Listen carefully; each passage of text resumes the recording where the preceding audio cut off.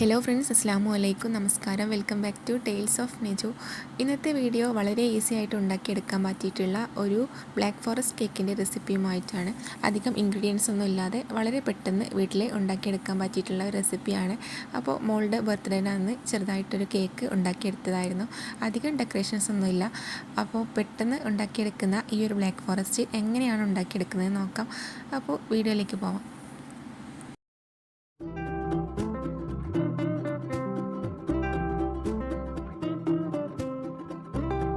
ഇതിന് വേണ്ടിയിട്ട് ആദ്യം തന്നെ ഒരു കപ്പ് മൈദയാണ് എടുത്തിട്ടുള്ളത്. പിന്നെ 1/4 കപ്പ് പഞ്ചസാര, പിന്നെ ഒരു 1/4 കപ്പ് സൺഫ്ലവർ ഓയിലാണ് എടുത്തിട്ടുള്ളത്. പിന്നെ ഇതിലേക്ക് ആവശ്യമായിട്ടുള്ള പാലും എടുത്തിട്ടുണ്ട്. പിന്നെ ഇതിലേക്ക് കുറച്ച് ഉപ്പും 1/2 ടീസ്പൂൺ ബേക്കിംഗ് സോഡയും 1 ടീസ്പൂണോളം കൊക്കോ പൗഡറുമാണ് എടുത്തിട്ടുള്ളത്. ഇതിലേക്ക് ആവശ്യമായിട്ട് 4 മുട്ട എടുത്തിട്ടുണ്ട്. പിന്നെ ആ പഞ്ചസാരയിലേക്ക് 2 ഏലക്ക കൂടെ ഇട്ടിട്ട് ആ ഏലക്ക കൂടിയിട്ട് നന്നായിട്ട് പൊടിച്ചെടുത്തിട്ടുണ്ട്. പിന്നെ 4 മുട്ട ഒരു വെള്ളമില്ലാത്ത ഒരു പാത്രത്തിലേക്ക് പൊട്ടിച്ചൊഴിച്ച് കൊടുത്തിട്ട് നന്നായിട്ട് ബീറ്റ് ചെയ്തെടുക്കുക. പിന്നെ എന്തെടുക്കുകയാണെങ്കിലും റൂം ടെമ്പറേച്ചറിലുള്ള സാധനങ്ങൾ എടുക്കാനായിട്ട് ശ്രദ്ധിക്കുക. പിന്നെ ഇതിലേക്ക് പൊടിച്ച് വെച്ചിട്ടുള്ള കുറച്ച് പഞ്ചസാര ചേർത്ത് കൊടുക്കുക. എന്നിട്ട് വീണ്ടും ബീറ്റ് ചെയ്തെടുക്കുക. അപ്പോൾ ഞാൻ കുറച്ച് സ്പീഡിൽ തന്നെയാണ് വീഡിയോ പറയുന്നത്, അധികം ലാഗ് ആവണ്ടെന്ന് വിചാരിച്ചു. അപ്പോൾ അതാ കുറച്ചും കൂടെ പഞ്ചസാര ഇട്ടിട്ട് നന്നായിട്ട് ബീറ്റ് ചെയ്തിട്ടുണ്ട്. പിന്നെ ബാക്കിയുള്ള പഞ്ചസാര കൂടെ ചേർത്ത് കൊടുത്തിട്ട് നന്നായിട്ട് ബീറ്റ് ചെയ്ത് കൊടുക്കുക. അപ്പോൾ ഞാൻ ഈ പഞ്ചസാരയിൽ ഏലക്കായ ഇട്ട് കൊടുത്തതിന് കാരണം വാനില എസൻസ് ഇല്ലാത്തവർക്ക് ഇങ്ങനെ ചെയ്തെടുത്താൽ മതിയാവും. ഇനി വാനില എസൻസ് ഉള്ളവർ ഇതിലേക്ക് ഏലക്കായ ചേർത്ത് കൊടുക്കേണ്ട ആവശ്യമില്ല. നമ്മൾ ബീറ്റ് ചെയ്യുന്ന സമയത്ത് അല്പം വാനില എസൻസ് ചേർത്ത് കൊടുത്താൽ മതിയാവും. അപ്പോൾ അതാ മുട്ട നന്നായിട്ട് ബീറ്റ് ചെയ്തെടുത്തിട്ടുണ്ട്. ഇനി ഇതിലേക്ക് 1/4 കപ്പ് സൺഫ്ലവർ ഓയിൽ ചേർത്ത് കൊടുക്കുക. എന്നിട്ട് ജസ്റ്റ് ഒന്ന് ബീറ്റ് ചെയ്തെടുത്താൽ മതിയാവും. അധികം ഇട്ടിട്ട് ബീറ്റ് ചെയ്യേണ്ട. പിന്നെ സൺഫ്ലവർ ഓയിലിന് പകരമായിട്ട് നമ്മൾ ഏത് സ്മെല്ലില്ലാത്ത ഓയിൽ തന്നെ ചേർക്കാനായിട്ട് ശ്രദ്ധിക്കണം.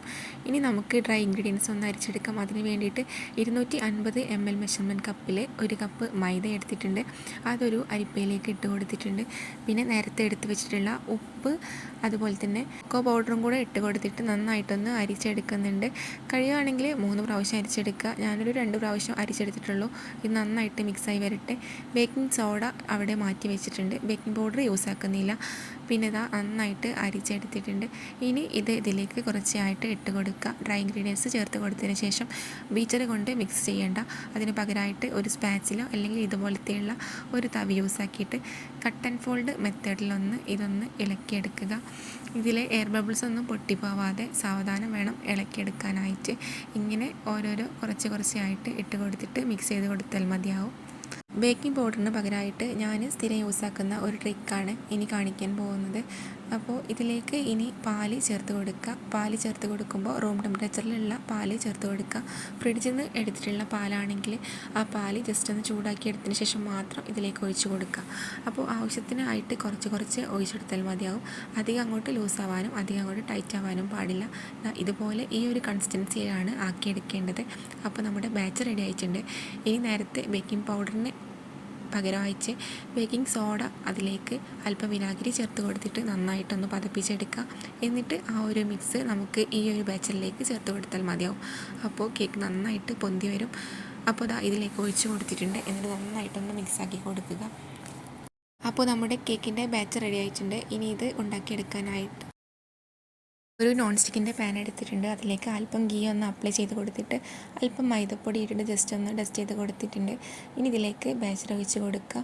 അതിനുശേഷം ഇത് കുക്ക് ചെയ്തെടുക്കാം. അപ്പോൾ കുക്ക് ചെയ്തെടുക്കാനായിട്ട് ഗ്യാസ് സ്റ്റോപ്പിലേക്ക് ഒരു പഴയ ഫ്രൈ പാൻ വെച്ച് കൊടുത്തിട്ടുണ്ടായിരുന്നു. ഫ്രൈ പാൻ ഒന്ന് പ്രീഹീറ്റ് ചെയ്തതിന് ശേഷം അതിൻ്റെ മുകളിലേക്കായിട്ട് നമുക്കിതൊന്ന് വെച്ചെടുക്കാം. അതിന് മുന്നേ ജസ്റ്റ് ഒന്ന് ടാപ്പ് ചെയ്ത് കൊടുക്കുക. അതേപോലെ തന്നെ ഒരു ടൂത്ത് പിക്ക് യൂസ് ആക്കിയിട്ട് ജസ്റ്റ് ഒന്ന് ഇളക്കിയെടുക്കുക. അപ്പോൾ ഞാൻ പഴയൊരു ഫ്രൈ പാൻ വെച്ച് കൊടുത്തിട്ടുണ്ട്. അതിൻ്റെ മുകളിലേക്ക് കേക്ക് പോട്ട് വെച്ച് കൊടുത്തിട്ടുണ്ട്. ഇനി അതിൻ്റെ മുകളിലെ മൂടിക്ക് ഒരു ഹോൾസ് ഉണ്ട്. ആ ഹോൾസ് ജസ്റ്റ് ഒരു പേപ്പറോ അല്ലെങ്കിൽ അലൂമിനിയം ഫോയിലോ യൂസ് ആക്കിയിട്ട് ജസ്റ്റ് ഒന്ന് കവർ ചെയ്ത് കൊടുക്കുക. ഇതിൻ്റെ ആവി പുറത്തേക്ക് പോവാതിരിക്കാനായിട്ടാണ്. ഇനി അത് 20-25 മിനിറ്റ് ഒന്ന് കുക്ക് ചെയ്തെടുത്താൽ മതിയാവും. ഓരോരോ ഗ്യാസിൻ്റെ തീക്കനുസരിച്ച് ടൈമിന് മാറ്റം ഉണ്ടാവും. ഒരു 20 അല്ലെങ്കിൽ 15 മിനിറ്റ് ആകുമ്പോൾ ജസ്റ്റ് ഒന്ന് തുറന്ന് നോക്കിയിട്ട് ഒരു ടൂത്ത് പിക്ക് യൂസ് ആക്കിയിട്ട് കുത്തി നോക്കുക. അതിൽ പച്ചി പിടിക്കുന്നില്ലെങ്കിൽ അത് കുക്കായിട്ടുണ്ടാവും. അപ്പോൾ 25 മിനിറ്റ് ആയിട്ടുണ്ട്. നമ്മൾ ഫ്ലെയിം ഒരിക്കലും ഹൈയിലിട്ടിട്ട് കുക്ക് ചെയ്തെടുക്കരുത്. മീഡിയം ടു ലോയിലിട്ടിട്ട് മാത്രം കുക്ക് ചെയ്തെടുക്കുക. അപ്പോൾ നമ്മുടെ കേക്ക് റെഡി ആയിട്ടുണ്ട്. അതൊന്ന് ചൂടാറാനായിട്ട് മാറ്റി വയ്ക്കാം. അപ്പോഴേക്കും ഇതിലേക്കുള്ള ക്രീം ഒന്ന് ബീറ്റ് ചെയ്തെടുക്കാം. അതിന് വേണ്ടിയിട്ട് 250 ml മെഷർമെൻറ്റ് കപ്പിൽ റിച്ചിൻ്റെ ക്രീമാണ് എടുത്തിട്ടുള്ളത്. ക്രീം നന്നായിട്ടൊന്ന് ബീറ്റ് ചെയ്തെടുക്കുക.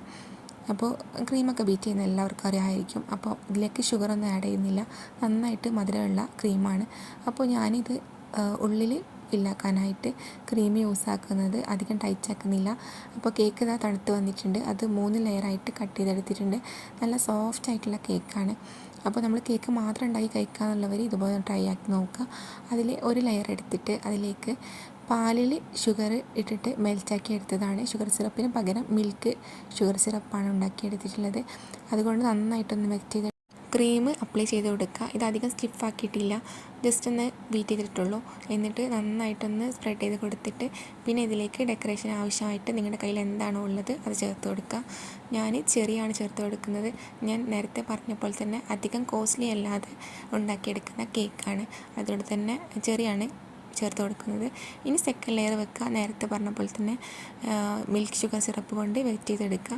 അതിൻ്റെ മുകളിൽ നമുക്ക് ക്രീം അപ്ലൈ ചെയ്യാം, പിന്നെ ചെറി വെച്ചെടുക്കാം. അങ്ങനെ 2 ലെയറും അങ്ങനെ ആക്കിയിട്ട് 3ാമത്തെ ലെയറിൽ നമ്മൾ ഡ്രം കോട്ട് ചെയ്തിട്ട് ഫ്രിഡ്ജിലേക്ക് വെക്കുകയാണ് ചെയ്യുന്നത്. പിന്നെ സ്പീഡിൽ പറയുന്നത് വീഡിയോ ലാഗായി പോവാതിരിക്കാനാണ്, അതുകൊണ്ടാണ് വീഡിയോസ് എല്ലാം സ്പീഡാക്കുന്നത് കേട്ടോ. അപ്പോൾ ഇതാ നമ്മുടെ സെക്കൻഡ് ലെയറും ഫില്ലാക്കിയിട്ടുണ്ട്. ഇനി തേർഡ് ലെയറും കൂടെ വെച്ച് കൊടുത്താൽ അതിൻ്റെ മുകളിലേക്ക് ഇതാ ക്രീമൊക്കെ ഒന്ന് ആക്കിയെടുത്തിട്ടുണ്ട്. ഇനി നമുക്കൊരു ഫ്രിഡ്ജിൽ 1 മണിക്കൂറെങ്കിലും ഒന്ന് ഡ്രം കോട്ട് ചെയ്തിട്ട് വെച്ച് കൊടുക്കാം. അപ്പോഴേക്കും ഞാൻ മുകളിൽ ഫൈനൽ കോട്ടിനുള്ള ക്രീം നന്നായിട്ട് ബീറ്റ് ചെയ്തെടുത്തിട്ടുണ്ടായിരുന്നു. അപ്പോൾ ഇത് നന്നായിട്ടൊന്ന് നമുക്കൊന്ന് എല്ലാ ഭാഗത്തേക്കും ആക്കിയെടുക്കാം. അപ്പോൾ ഞാനിത് ജസ്റ്റ് സിമ്പിളായിട്ട് ഉണ്ടാക്കിയെടുക്കുകയാണ്, അതുകൊണ്ട് തന്നെ ഇതിനുള്ള ബാക്കിയുള്ള സംഭവങ്ങളൊന്നും ഇല്ലായിരുന്നു. അപ്പോൾ ഇത് യൂസ് ആക്കിയിട്ട് തന്നെയാണ് ഞാനിത് റെഡിയാക്കി എടുക്കുന്നത്. അപ്പോൾ ക്രീം എല്ലാ ഭാഗത്തേക്കും ആക്കിയെടുത്തതിന് ശേഷം ഞാൻ നമ്മുടെ ദോശക്കൊക്കെ എണ്ണ പുരട്ടുന്ന ആ ഒരു ബ്രഷ് കൊണ്ട് ജസ്റ്റ് ഒന്ന് വരച്ചെടുത്തിട്ടാണ് ഉള്ളത്. അപ്പോൾ അതിന് ശേഷം പിന്നെ ഒരു പൈപ്പിംഗ് ബാഗിൽ ക്രീം ആക്കിയിട്ട് ഇതുപോലെ റൗണ്ട് വരച്ച് കൊടുത്തിട്ട് അതിലേക്ക് ചെറിയും വെച്ച് കൊടുത്തിട്ടുണ്ട്. പിന്നെ ഇതാ പേരും എഴുതിയെടുത്തിട്ടുണ്ട്. ഹാപ്പി ബർത്ത്ഡേ ചിലൂസ് എന്ന്. 7ാമത്തെ ബർത്ത്ഡേ ആയിരുന്നു, മാഷാഅല്ലാ. അപ്പോൾ നമ്മളെ കേക്ക് റെഡി ആയിട്ടുണ്ട്. വളരെ ഈസി ആയിട്ട് ഉണ്ടാക്കിയെടുക്കാൻ പറ്റിയിട്ടുള്ള കേക്കാണ്. പിന്നെ അതിൻ്റെ സൈഡ് ഭാഗത്തേക്കായിട്ട് നേരത്തെ കേക്ക് കട്ട് ചെയ്യുന്ന സമയത്ത് കുറച്ച് കേക്കിൻ്റെ കഷ്ണം ബാക്കിയുണ്ടായിരുന്നു. അപ്പോൾ ജസ്റ്റ് ഒന്ന് അത് പൊടിച്ചെടുത്തിട്ട് പകുതി സൈഡിലേക്ക് ആക്കി എടുത്തിട്ടുണ്ടായിരുന്നു. അപ്പോൾ ഇതാ പെട്ടെന്ന് ഉണ്ടാക്കിയെടുത്തൊരു കേക്കാണ്. അപ്പോൾ നിങ്ങൾക്ക് വീഡിയോ ഇഷ്ടമായെന്ന് വിചാരിക്കുന്നു. വീഡിയോ ഇഷ്ടപ്പെട്ട് കഴിഞ്ഞാൽ ലൈക്ക് ചെയ്യാനും ഷെയർ ചെയ്യാനും അതുപോലെ തന്നെ നിങ്ങളുടെ കമൻറ്റുകൾ അറിയിക്കാനും മറക്കരുത്. അപ്പോൾ ഇൻഷാ അല്ലാ മറ്റൊരു നല്ലൊരു റെസിപ്പിയുമായിട്ട് വീണ്ടും വരാം. അതുവരേക്കും ബൈ, താങ്ക്സ് ഫോർ വാച്ചിങ്. അപ്പോൾ ചാനൽ സബ്സ്ക്രൈബ് ചെയ്യാൻ ആരും മറക്കരുത്. തൊട്ടടുത്ത് കാണുന്ന ബെല്ലൈക്കണും അമർത്തുക. അപ്പോൾ ഓക്കെ ബൈ, മറ്റൊരു വീഡിയോ ആയിട്ട് വീണ്ടും വരാം. അതുവരേക്കും ബൈ.